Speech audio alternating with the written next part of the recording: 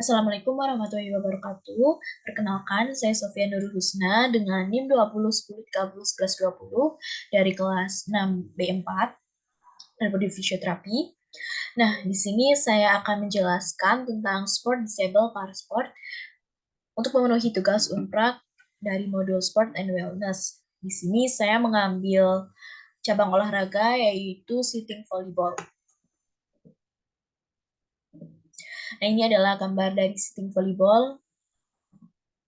Sitting volleyball adalah salah satu cabang olahraga para penyandang difabel yang dimainkan secara beregu atau tim yang terdiri dari 5 orang pemain. Nah, sitting volleyball ini pada dasarnya sama dengan permainan voli biasa, tetapi sitting volleyball ini dimainkan oleh para difabel. Nah, cabang olahraga ini dilakukan dengan cara duduk dan ukuran lapangannya pun lebih kecil dibanding lapangan voli pada umumnya, yaitu hanya berukuran 6 kali 10 meter. Untuk karakteristik dari sitting volleyball ini yaitu memainkan bola menggunakan lengan, kaki, bahu, dada, maupun kepala yang mengakibatkan bola ini dapat melewati net dan mendarat ke arah lawan. Untuk klasifikasi dari sitting volleyball ini ada dua, yaitu minimal disable atau MD, di mana para penyandang difabel ini hanya kehilangan sebagian kecil dari kekuatan otot dan kelenturan pada persendian yang mencegah para difabel untuk berhasil bermain bola voli berdiri. Nah, atlet penyandang difabel ini kehilangan semua kekuatan otot dan kelenturan pada persendian tersebut. Untuk contoh kasus MD yaitu gangguan kekuatan otot, hipertonia, ataksia, kemudian perbedaan panjang kaki, atetosis, defisiensi tungkai, dan gangguan rentang gerak pasif.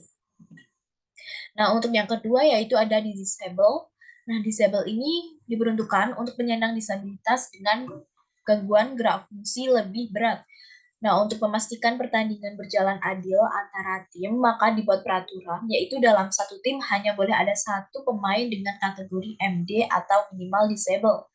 Untuk contoh dari kasus disable yaitu ada amputasi, kemudian cerebral palsy, dan spina bifida. Nah, ini adalah analisis cedera untuk atlet difabel bola voli duduk, di mana yang pertama ini ada cedera upper body pada kepala.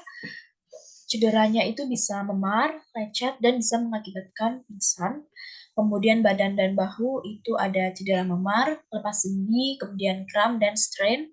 Untuk lengan dan tangan yaitu cedera memar, lepas sendi, kram, strain, sprain, kram, dan fraktur. Kemudian untuk lower body yaitu pinggul, tungkai, dan kaki. Untuk cederanya bisa memar, lepas sendi, kram, strain, sprain. Nah, untuk pencegahan cedera ini ada dua, yaitu keterampilan latihan dan psikologis. Untuk keterampilan latihan ini bermain dan berlatih, kemudian variasi latihan, strategi latihan, dan program latihan. Untuk psikologisnya bisa memotivasi atlet, kemudian minat dari atlet sendiri, kemudian bisa membangun percaya diri dan kepribadian dari atlet tersebut. Peran fisioterapi pada kondisi akut setelah cedera dari sitting volleyball ini kita bisa memberikan price, yaitu untuk P adalah protect, di mana kita memproteksi area cedera dari bahaya dan kita harus memproteksikan dulu atlet tersebut. Kemudian untuk rest, rest ini yaitu istirahat, mengistirahatkan area cedera itu pada hari pertama, kedua, sampai ketiga. Nah, kemudian untuk ice ini kita mengompreskan es dengan pada area cedera dengan cold compress atau ice atau es atau bag atau frozen piece wrapped in a towel. Nah, kemudian ini bisa membantu kita untuk menangani swelling dan bruising. Nah, untuk ice ini dilakukan selama 15 sampai 20 menit setiap 2 jam sampai 3 jam. Ini jangan diaplikasikan ke skin to skin atau harus ada lapisan dari es tersebut.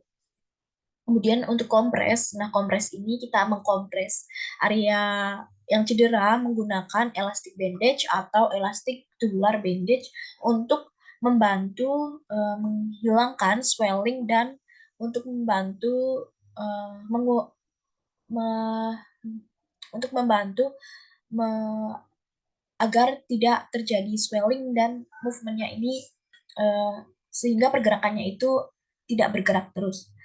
Nah, jangan gunakan bandage ini ketika tidur. Kemudian ada elevasi.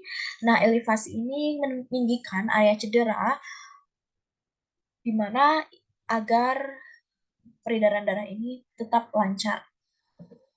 Nah, kemudian ada peran fisioterapi pada dislokasi sendi, yaitu menggunakan infrared. Nah, untuk infrared ini ada efek fisiologis dan terapeutik. Untuk efek fisiologisnya bisa meningkatkan metabolisme, pelebaran pembuluh darah, pigmentasi, kemudian mengurangi spasme jaringan, otot, dan aktivasi kelenjar keringat. Untuk efek terapeutik yang dihasilkan yaitu pereda nyeri, relaksasi otot, dan peningkatan suplai darah.